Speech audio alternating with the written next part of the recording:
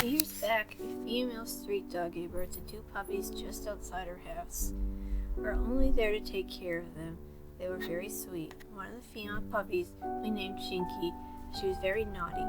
Chinky always came inside my house and messed with things. My parents always loved the puppies very much. Chinky usually runs here and there, plays all the time with us. In our neighborhood, nobody likes dogs, and so someone kicked these 2 puppies. One day when I came home from school, I was told that Chinky was kicked by a motorbiker.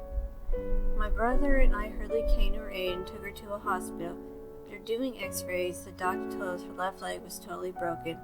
We had to do an operation immediately. He also told us that there was only 50% chance that she would survive. It was really hard for us to hear. We were helpless at that time, but left Chinky to the hospital with sad hearts. Even more difficult, she was crying and shouting at us. She saw that we were going to leave without her, saw her innocent eyes and walked away. Started crying on my way out, feeling totally helpless. The doctor had not allowed us to stay in the hospital, but said he would call us in the morning. The next morning, around 4 a.m., my mother woke up and shouted that she was outside and barking. I suddenly woke up in the bed and ran down the stairs to the door. I also heard the voice of Chinky, but then when I opened the door, there was nothing. I then realized there was no way Chinky could be there. She was in the hospital. Then we received a phone call around 4:15 a.m. from the hospital. The doctor told my mother that around 3:50 a.m., Chinky stopped breathing and died. I was shocked and started crying. It was then that we came to realize Chinky came home after her death to see us one last time. Her soul was standing outside my house to make us feel her presence. We believe she loves us very much. For years I took care of a stray cat outside, and it was frightened after its owner died. She roamed the neighborhood, would not be nice to me, until one winter it was too cold outside that I brought her and several other strays inside.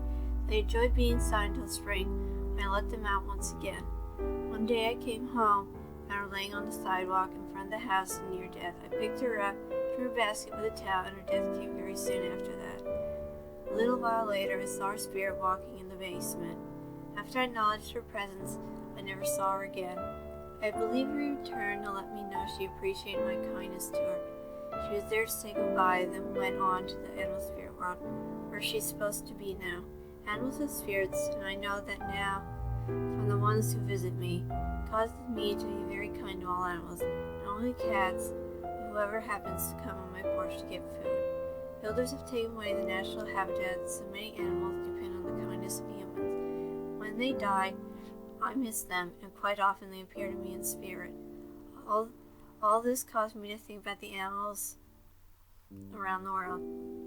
I don't eat as much meat because of this. I have cut back on things knowing an animal has to die to feed us. My grandmother seems to be experiencing some type of activity in her household. She's not senile, she actually has all her wits about her. She's convinced it is a recently deceased pet ferret, Ozzy. Basically, he used to have the run of the house, was best buddies with our cat. He used to live with my grandmother but moved out a couple of years ago. The ferret was actually my pet, and I left him there with my grandmother because I didn't want to uproot him from where he lived his whole life, separate him from the cat, etc. in his senior years. The activity she is experiencing is her cat still exhibiting the same behavior he did when Ozzy was alive. He used to run under his food dish and wait for Ozzy to join him to eat before starting to eat. He still does this and looks up the hall as if waiting for him, then follows with his eyes as if somebody is coming down the hall. He then begins to eat. He also seems to follow something around the house with his eyes, and then gets frisky and acts as if he is playing with something that isn't there.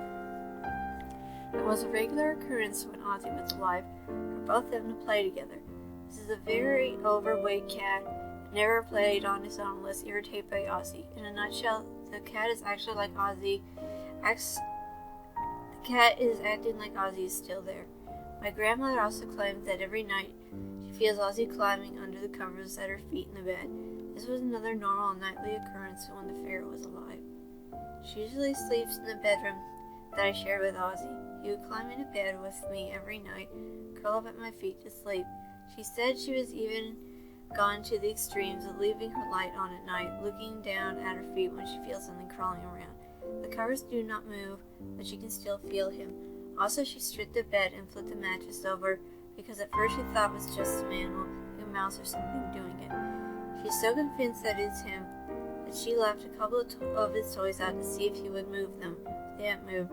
She's not scared or bothered by this. I had to have Ozzy put to sleep because he got very ill and was suffering. We buried him next to my grandmother's home. I am a very curious person. Me and my friend Callie were playing with a Ouija board. We believed in ghosts, but we didn't think that we would really contact one. A week before me and Callie played with the Ouija board, something really scared me. I was going downstairs to see if my dad had any candy hidden in his little area. The only light in that area was my flashlight and the basement light. Right then I found a candy. I reached for it. As I did, I heard the sound of a cat puking. I was terrified, so I dropped the candy and ran upstairs. A week after that incident, my friend Callie spent the night. We were down in my room, asking the Ouija board questions like, what is your name and how old were you when you died? The thing that freaked us out the most is that it said its name was Princey. Princey was my cat who died in 2007. I knew that he was 7 in human years when he died.